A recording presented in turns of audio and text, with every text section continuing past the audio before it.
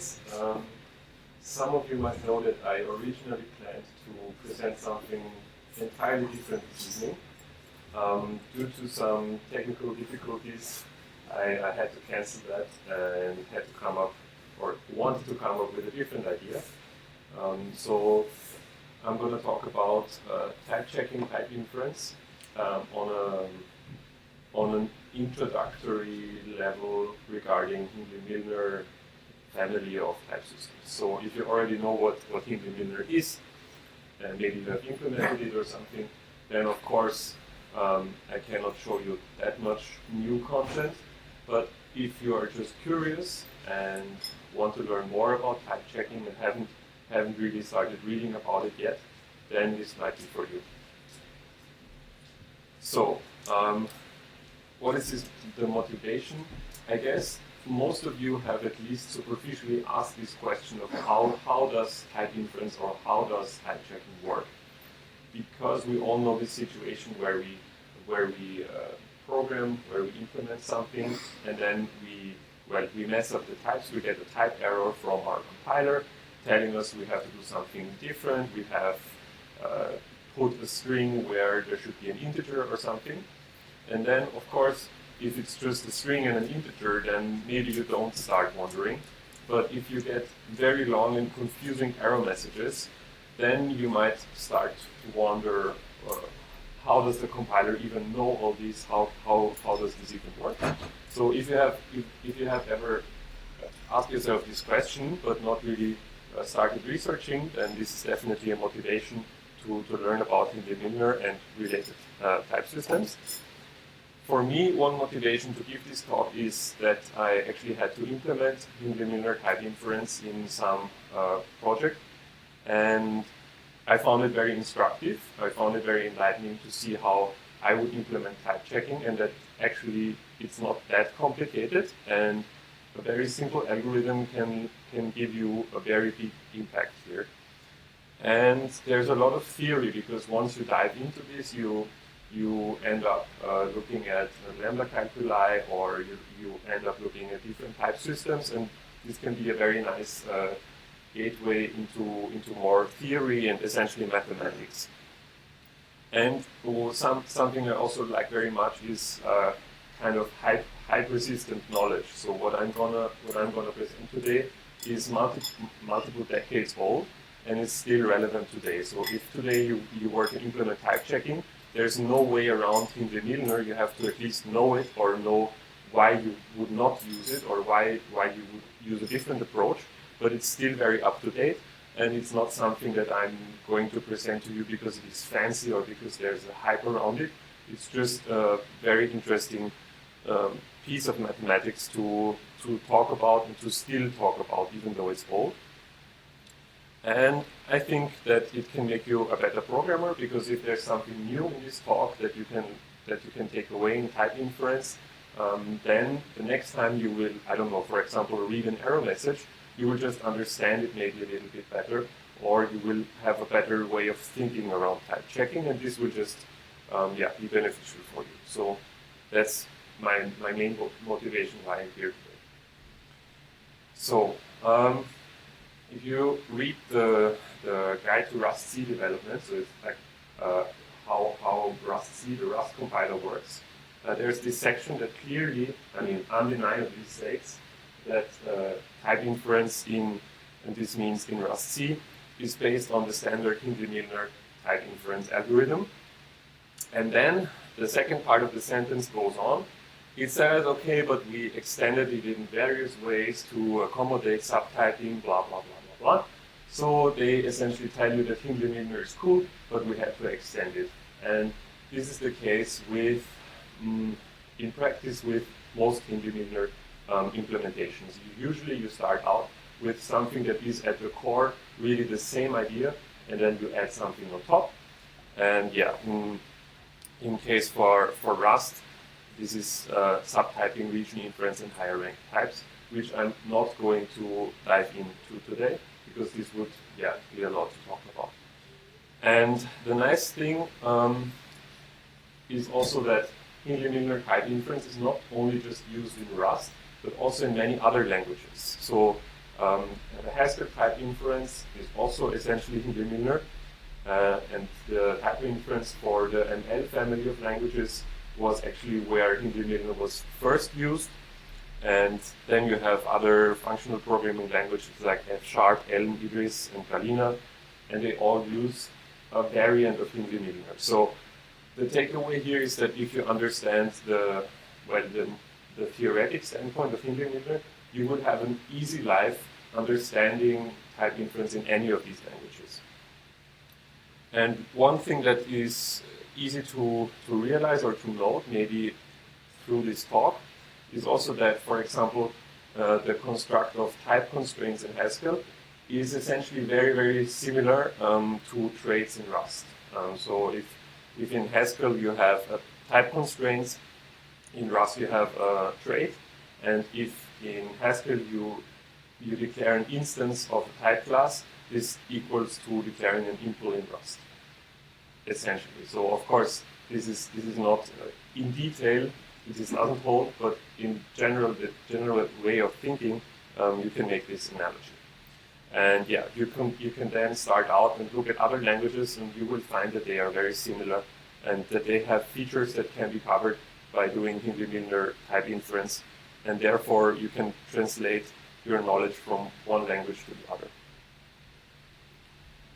So briefly, the one sentence definition is that Hindley-Milner type system is a classical type system for the lambda calculus with parametric polymorphism. So lambda calculus basically means a programming language that is very similar to functional programming languages, but you can think of, well, the lambda calculus is kind of the theoretical programming language that people in the more theoretical parts of computer science, they like to use that as, I don't know, the prototypical programming language. It can be related to many others and to many different programming languages, but it's kind of an abstract programming language.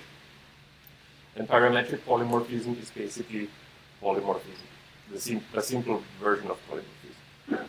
And yeah, the name comes from the person who first described it, and after that it was rediscovered 10 years later, and then you have, sometimes it's also called Damas-Milner or Hindley-Milner or Damas-Hindley-Milner, a combination of these names, because these are the people that developed the theory around it. Yeah, and I'm going to start off just by appealing to your intuition. So here I have some function definitions and some types for them. And I deliberately did not choose a specific programming language here or a specific type system. This is just intuition, okay? So we just look at type definitions and we think of how could we map this to what we already know. So of course, if you look at the first function definition on this slide, then we have here the identity function, and if you have ever seen the Haskell signature of an identity function, for example, then this is very closely related to what we see here. Basically, if x has the type alpha, then the return type of the identity function will also be alpha. And the second example here, there's no polymorphism involved. Let's assume that this strange format function takes strings as input and does something with that. I have to note here that there's a mistake on the slide. The function should actually take 2 strings as input and return 1 string as input. And then, for example, in the third function, I used something like in Haskell, type class for ordered types. And here, for example, since we just in the thought process, how do you arrive at this OR constraint? You can see that here we are comparing x and y in some fashion, and since we have this condition here, evaluating whether x is bigger than y, this means that we imply some order on whatever type x and y have, and this is why in this case my intuition told me, okay, maybe we need some kind of ordering on this type. And yeah, you could also say that you need a specific impl, or you need an impl for a specific trait on the type of x and y, which would be essentially the same thing. Yeah, and then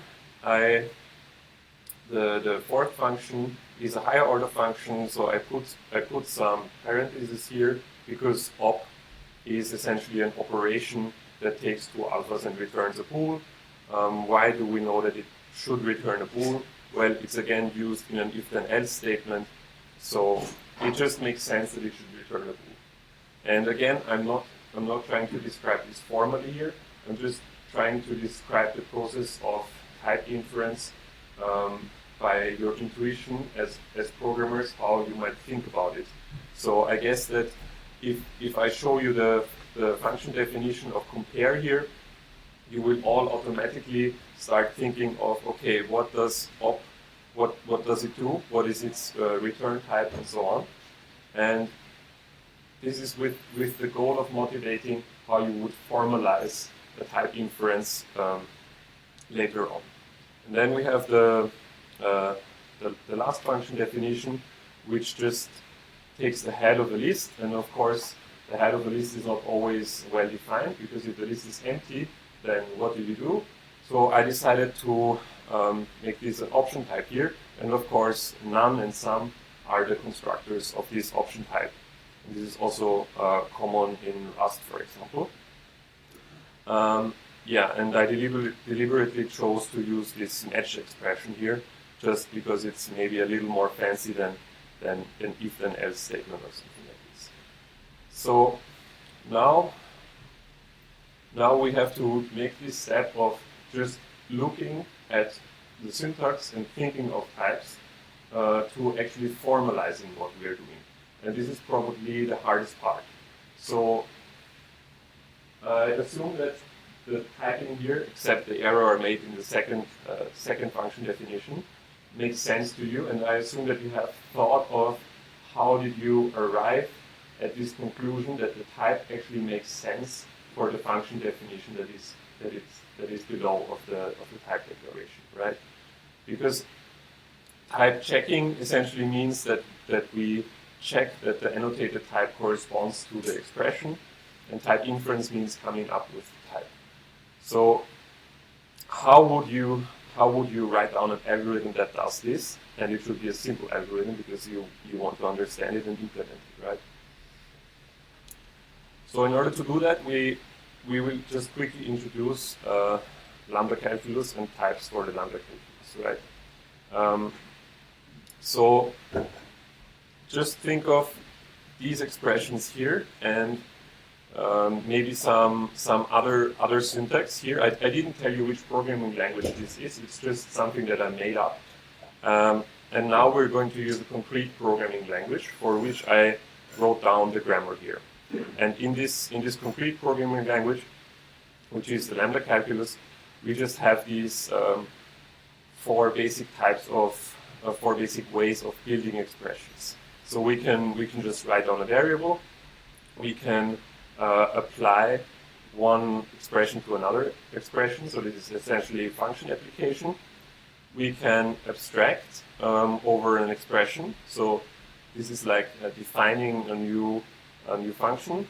And we can have let bindings. So essentially in the expression E2, the variable x will take the value of E1, right?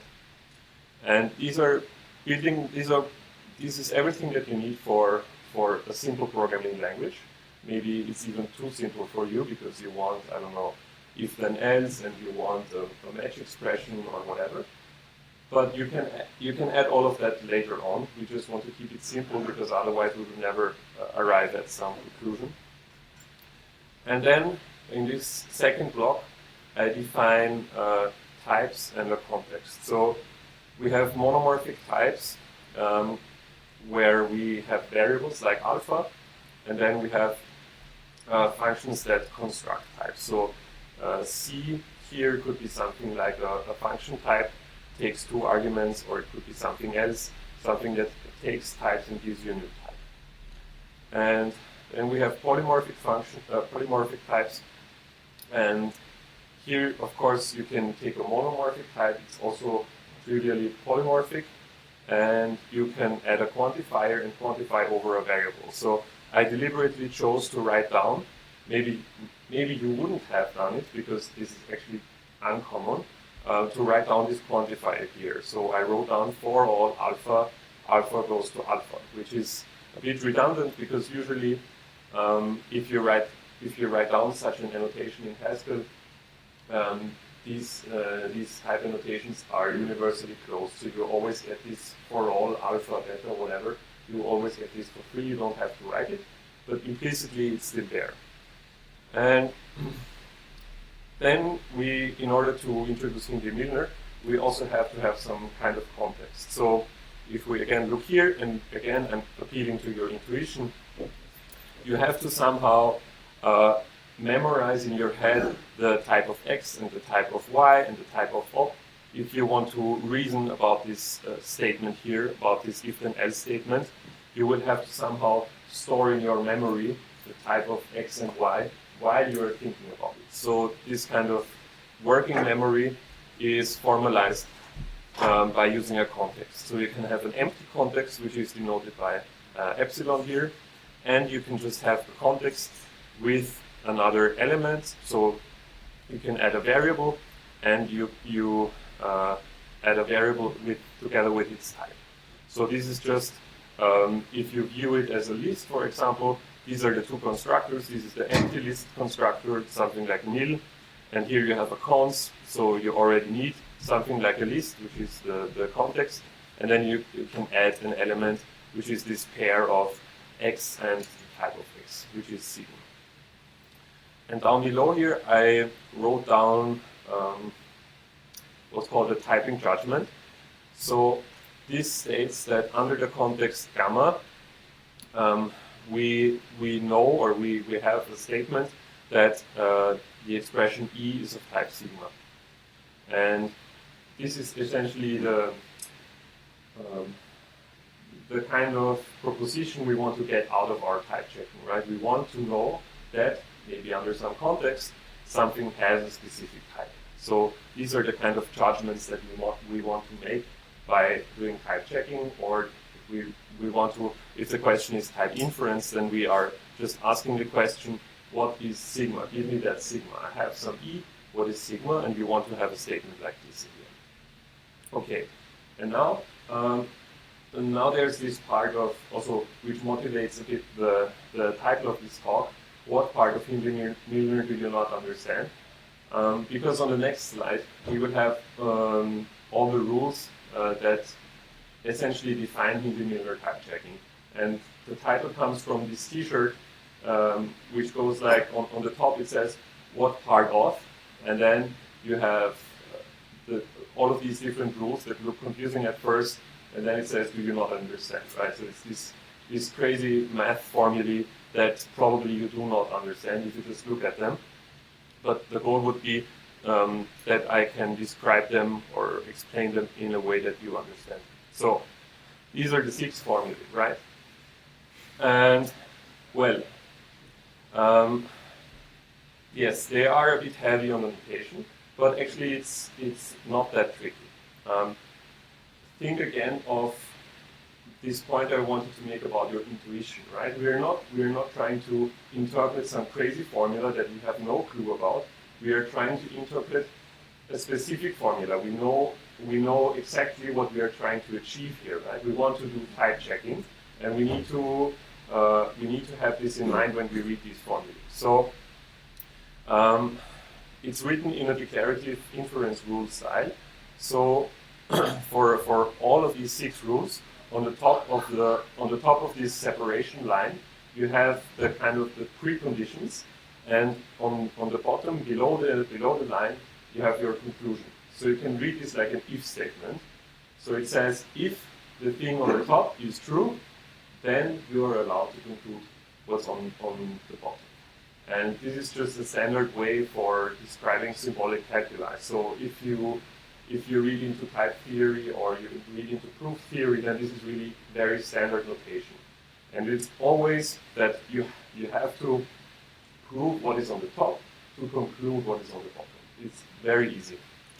And so I'll just try to explain these 6 rules, and I'll start with the variable rule. Okay? It's probably so trivial that you would even ask me why this is a rule, but nevertheless, it states that so you have this gamma here, right? And you have to provide, let's say, an element of this gamma, which says that x is of type sigma. Okay, so this means that in this list that you can construct here through this rule in the grammar, you have to have some entry that says x or some other variable. So x is kind of a meta variable. It stands for some variable, has some type sigma.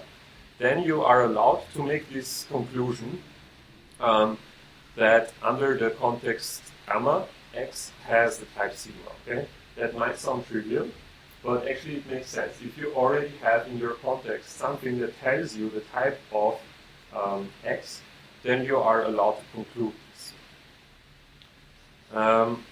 Then let's look at the application rule here. Yes?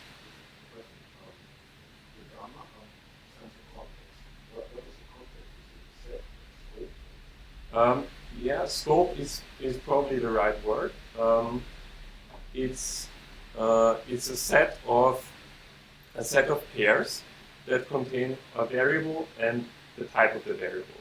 So it could contain something like a and integer or b and string, and depending on where you are, so you look at your syntax tree, and depending on where you are in the syntax tree, you collect this kind of scope of variables and their corresponding types in order to figure out other types. And the cipher is D, but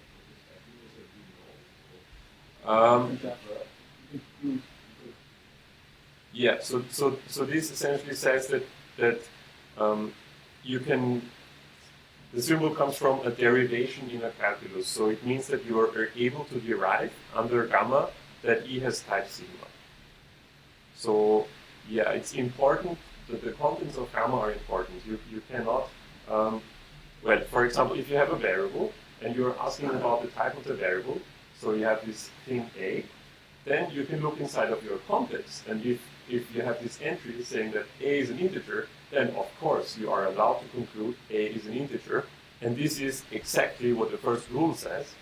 But if you don't have A in your context, then of course you're not allowed to conclude that A is of some certain type, because you don't even know what A is, right? So the first on the top it means x element type sigma is element of context gamma. You can conclude that in the context gamma, you can conclude that x is of type sigma. Yes. So the second rule is about function application. So again, we have to have 2 different things in our context, in our working memory. If we appeal to intuition again, we have to somehow know that the type of E0 is tau goes to tau prime. So this arrow here already tells you, okay, this is a function. So don't think of E0 as some, I mean, it could be a variable, but don't think of it as like variable in the classical sense. Think of it as a function, okay? So you can actually take E0 and apply it to something. So you can apply it to something of type of type tau, and you will get back something of type tau prime. And then, of course, the only thing that makes sense is that you have another expression which is of type tau, so that you can actually apply E0 to it. So if you then want to type the expression E0 applied to E1, then of course you get that it must have type tau prime, because this is the return type of E0. Okay. Then we have abstraction.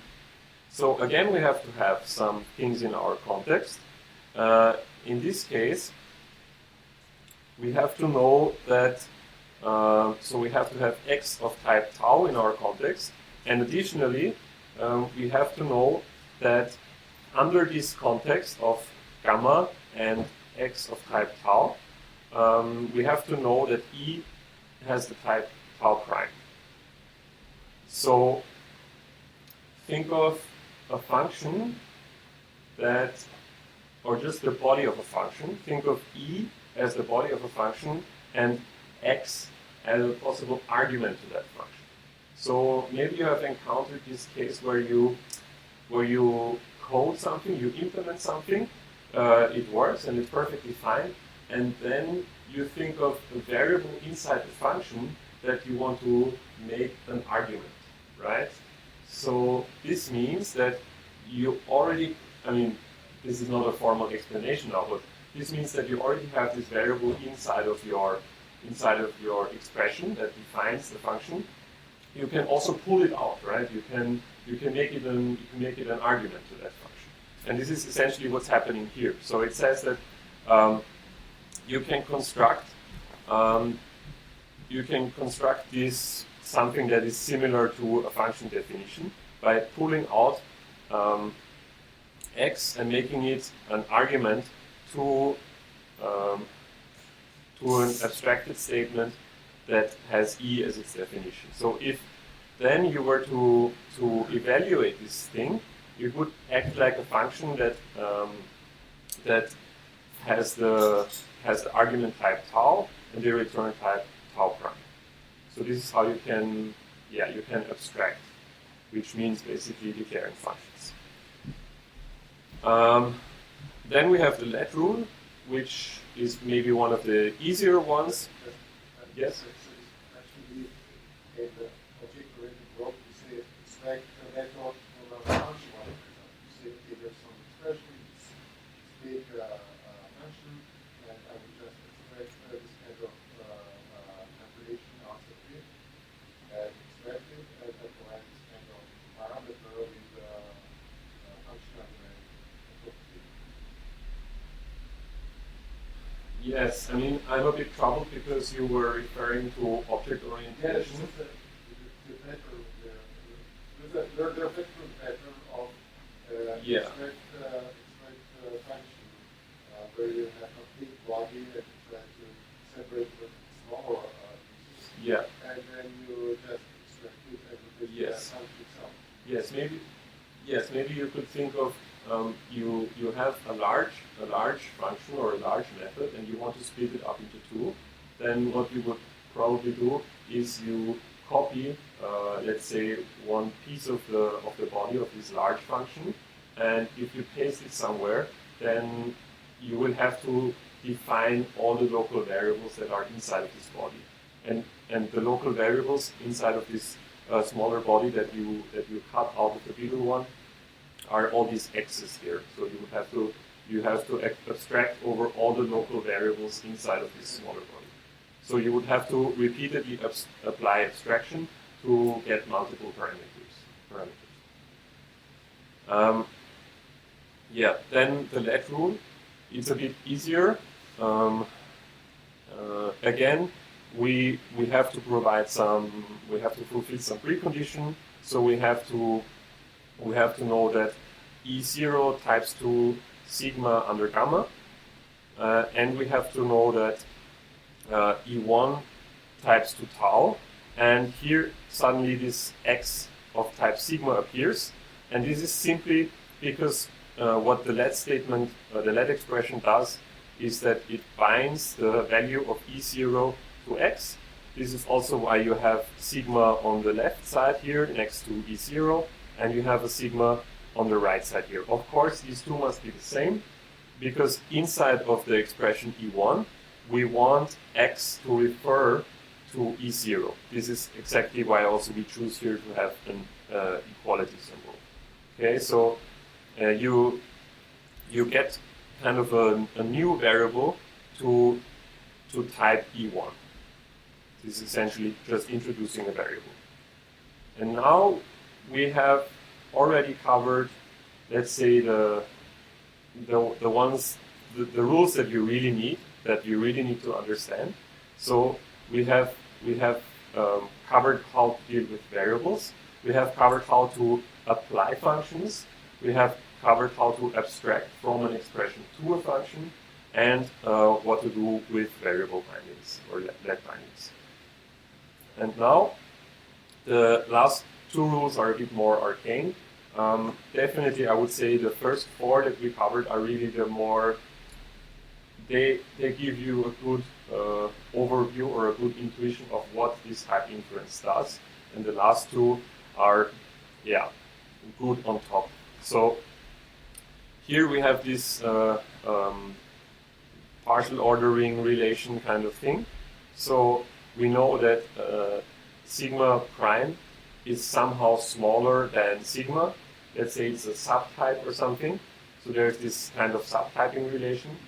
And of course, if you know that E is of type sigma prime, then by also fulfilling these additional relations, this ordering relation, you also know that E is of type sigma, right? And this is just important for subtyping, and maybe not as instructive. And then you can also have generalization. So if, and I deliberately decided not to define the three variables of some context. Of course, you could now attack my explanation and you could say, well, free, what is free? It's undefined.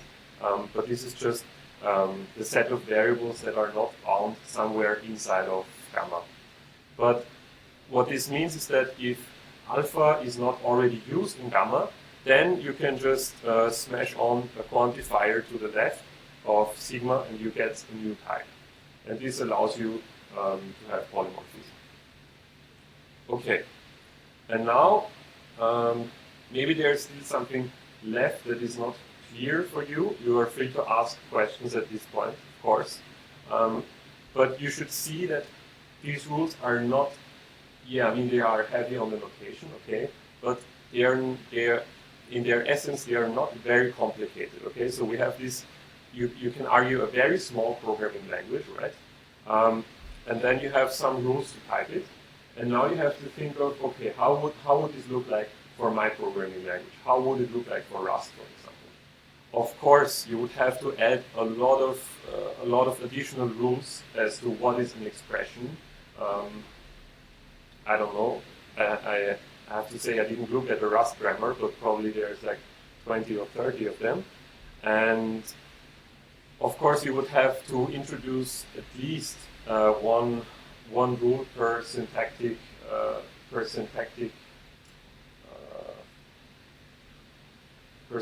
construct, because you have to type all the syntax that you have, right? So it gets more complicated, but since this language is Turing complete, and well, you can probably compile Rust into the lambda calculus, there's no doubt about it. It still makes sense to look at this small language, because then you only get 6 rules and not 60.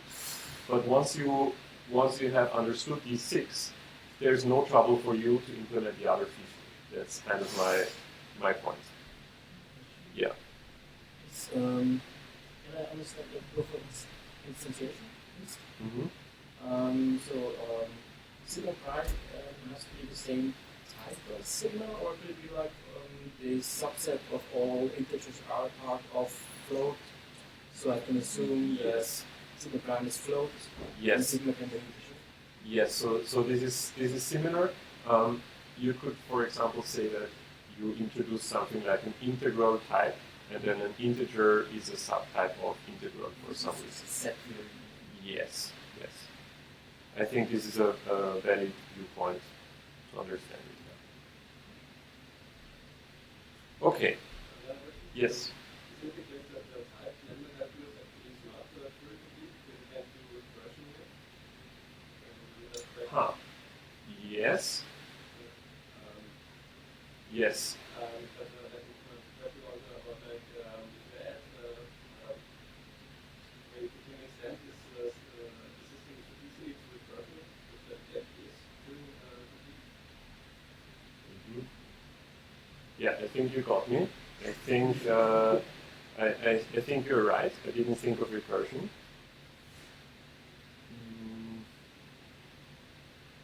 And I think you would need some kind of fixed point construct over these rules.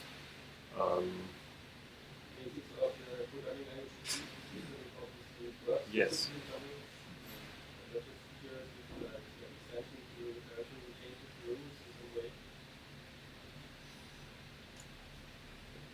Yeah, I think it has to.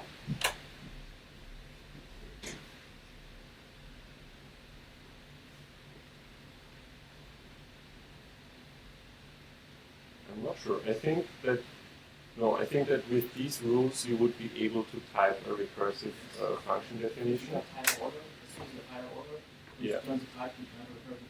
Yeah. Unless you go for polymorphism, then it's more complicated.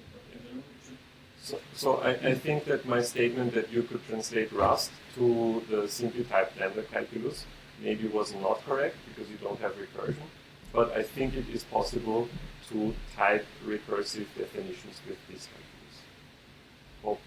I hope that is correct. I will look it up. Okay, and now I want to take a point that is maybe a little more pragmatic. Because in the end, I guess you might be wondering how you would implement such an algorithm. This rule system is completely declarative, right? So it doesn't tell you how this is implemented. It just tells you what needs to be implemented. And there are different approaches to do this. And the approach that I want to sketch is the one that's being used, for example, I mean, not only, but for example, in the Glasgow Haskell compiler. And as far as I know, rustc plans to migrate to this approach using this library called Chalk.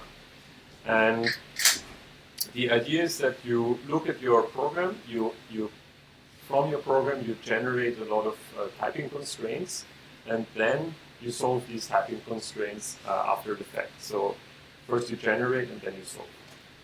There is another famous algorithm called algorithm W, where you do not have this separation into constraint generation and then solving the constraints, but you kind of solve as you go along in your syntax, which has some drawbacks when it comes to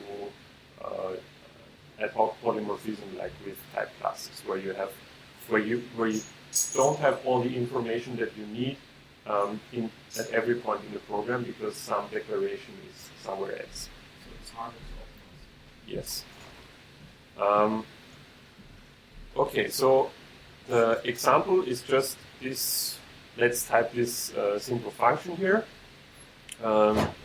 So the function is twice. It takes two parameters f and x. F is a function and x is just something. And we want to know its type.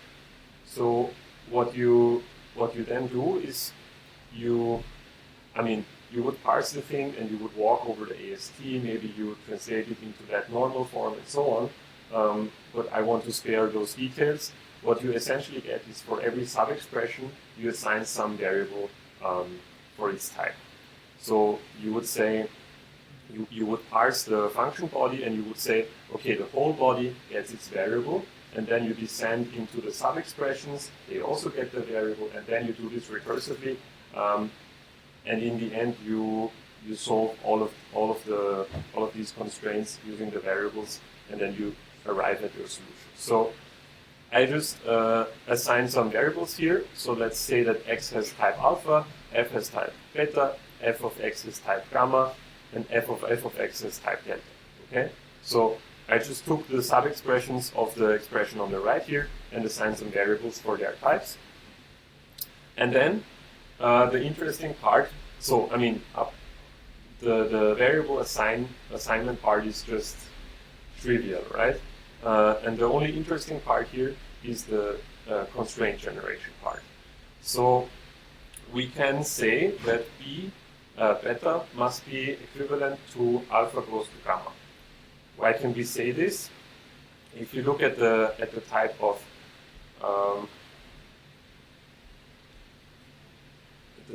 beta here, beta is some kind of function type, so it's obvious that it must be something goes to something.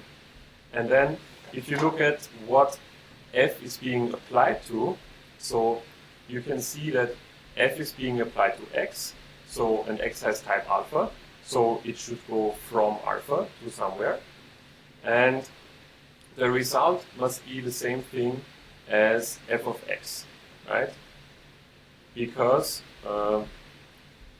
the argument is x, and here we have assigned the type of f of x, which must be with the return type of f applied to x to gamma. Okay. So this gives us this first equivalence here. We can, I'm trying to describe it again, maybe a little more succinct. So we know that the parameter of this function call is x, and we know that the returned thing, the returned expression, is f of x, and the first thing has type alpha, the second thing has type gamma, so we know that the type of the whole expression, or the function, the type of the function must be alpha goes to gamma. Okay, and this is the type of f. Is this a cross product? No. I don't understand the question. Why should it be a cross product? The transformation of the Bayesian transformation of a set of three-dimensional space where... Yes. So maybe this can be answered by a reference to the Curry-Howard-Lambeck correspondence, where this essentially equals to Cartesian closed categories. Maybe using this lens, your statement doesn't make sense, but I'm not choosing this view here. Yeah, and then we can derive the second constraint, which tells us that beta must also be equivalent to gamma goes to delta because of this second function call, which involves f of x. Right? So we can do the same thing again that I've just described, just using two different expressions and therefore two different types. And then what we get through a process called unification, where we kind of try to, there's this, I don't know, equivalence calculus that defines how we should resolve these equivalences. So there's essentially just this question of what is equivalent to what. And so you can, of course, see that since we have beta here on the two sides of this equivalence, we can rewrite that. So we can rewrite beta on either side, and then we get an equivalence like this. Of course, this relation is symmetric. You can flip it around as you like. And once you are at this point, you can, so using the two generated constraints, I can arrive at the first equality here, and then I can decompose this function type, and then I get new equalities, and then I arrive at something like alpha is equivalent to gamma, and gamma is equivalent to delta. And well, at this point, we just have resolved all of our equivalences. We cannot rewrite anything anymore, and we end up with some kind of substitution that substitutes all our type variables to alpha.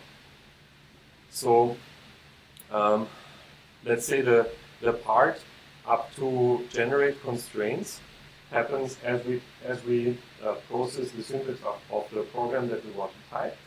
So I don't know, many function definitions, and then we have a lot of different constraints, and then we just decide to solve them all at once. And the typing errors that you get when you run your compiler is essentially if there is a problem during this solving phase here. So if the problem instance that is being generated here by a lot of constraints and a lot of variables, if that somehow is not satisfiable because you have in your program program something that cannot be equal is made equal, or something like this. This is just a type error.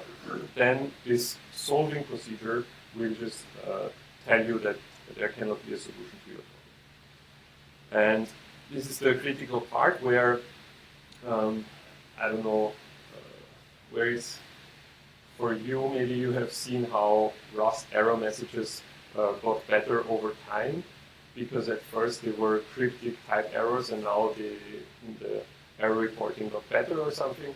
This is because it's very easy to just generate variables and generate constraints, throw them all in one place, and solve unification for them. But if you just do it like I said, you will lose a lot of, let's say, error tracking information. Because, of course, every variable and every constraint here is somehow mapped to a location in the source code where it actually came from, or where this constraint was emitted, let's say. And this is crucial for the programmer who has to make sense of the type error. Right? So if you have a type error, you somehow have to track down where the constraints came from that led to an unsatisfiable instance. And yeah, so this is just, if you want to implement it, you should also think of how do your error messages survive the process of solving a bunch of equations, right? So that for every of these equations, you have to somehow attach metadata that helps you to recover errors, or help the programmer to recover errors. Yeah. Any question regarding this? Okay. So what do you do in practice? First, you understand. So if you invent your new programming language, for example, or even if it's, I don't know, it doesn't have to be a Turing-complete language, but if you want to write your own small tool that maybe is DSL that just covers what you need at work, some configuration language, type checking also makes sense, right? And in that case, you can implement Hindley-Milner. It's not that tricky. So first you have to understand it, and then you add your own syntactic constructs. As I said before, probably you would argue that lambda calculus is not nice to program in, so you would add, I don't know, match, if then else, and whatever you want. And then you add your own constraints and subtyping relations. So let me skip back here. If you have something like traits and their impulse, or type classes and their instances, then you would, at this point, generate some, not an equivalence, of course, but you would generate something like alpha must satisfy this and that. Or, yeah, alpha must implement this and that trait. And, of course, the way to resolve this, then, is that you have to find this declaration in your source code. But it works very nicely, so you can just add constraints of this shape to your grammar of constraints, and then you can still apply a solver that works in a very similar way. Yeah, and as I already mentioned, error recovery. And yeah, step 5, profit of, I don't know, a proven way to do type inference. Don't try to reinvent this yourself. Make the effort to understand how this works. And of course, if you think you have a better way of doing it, or if you think that this doesn't apply, then of course you shouldn't use it. But probably if you just need type inference for a small language, then this will suit you. And yeah, then, since this is meant to be a short and introductory talk,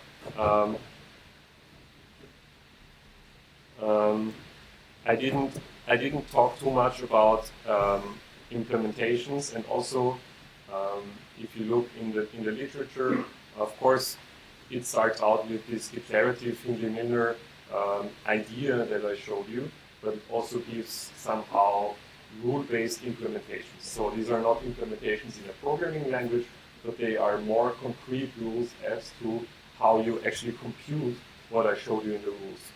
And classically, these are algorithm J and algorithm W. And then, of course, you can regard any type checker in the wild.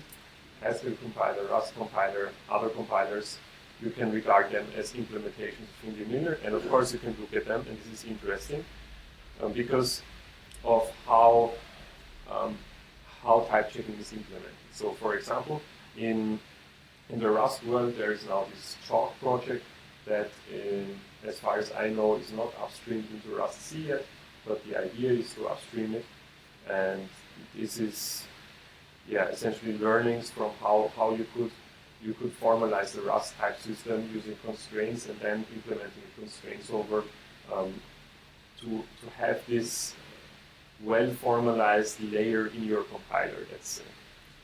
And by the Curry-Howard-Lambek correspondence, which I already mentioned,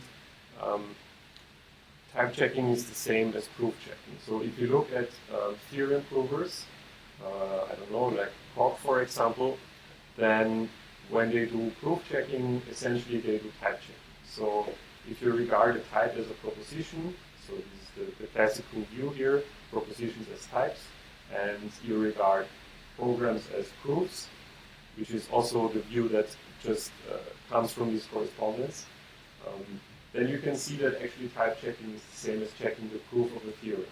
And this is a very, very powerful idea, because then,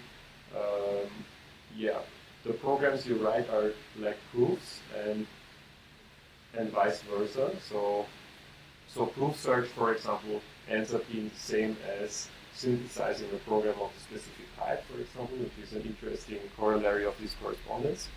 And this leads down the alley into, theorem proving and what you can do with theorem proving. So this is very interesting, and if you look at modern proof assistants, then they always say that they are a proof assistant and a programming language at the same time, and this just comes from this correspondence, which is interesting to explore.